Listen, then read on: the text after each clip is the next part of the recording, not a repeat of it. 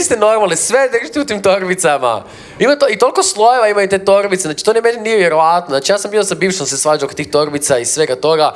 Znači jedanput, i ogromne su, ogromne. Jedanput on izlazimo iz stana i ona mi je kao, dodaj mi torbicu. Ja kao, pa di je? Kao, pa tu je kraj kreveta. Ja kao, pa nema. Kako nema tu je? Ja kao, pa nema, pogledaj. Ja kao, pa tu je, kao, tu je noćni ormarić. Ja kao, kako si glup, to je moja torbica. Ja kao, ima ladice.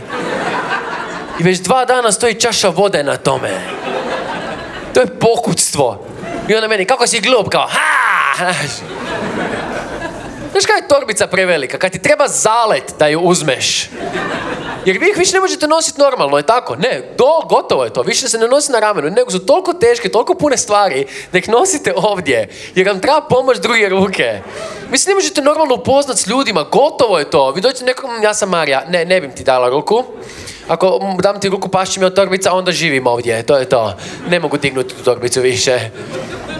I muškarci izlaze iz stana kako? Muškarac kao, šta mi još treba? Znaš kako žena izlazi iz stana? Žena izlazi kao, šta mi još stane? I meni se to dogodilo, znači dosta, mi smo bili na izlasku i ona pogleda i kaže, preprazna mi je torbica. I ja joj predložim najnormalniju stvar, ja kažem kao, uzmi manju torbicu, ali pogled koji sam ja dobio. Znači to je bilo katastrofa, ono kao, molim. Znači kad ti kažem molim i onda se tek okrene prema tebi. Od šoka se nije mogla u isto vrijeme okrenuti i govoriti. Molim.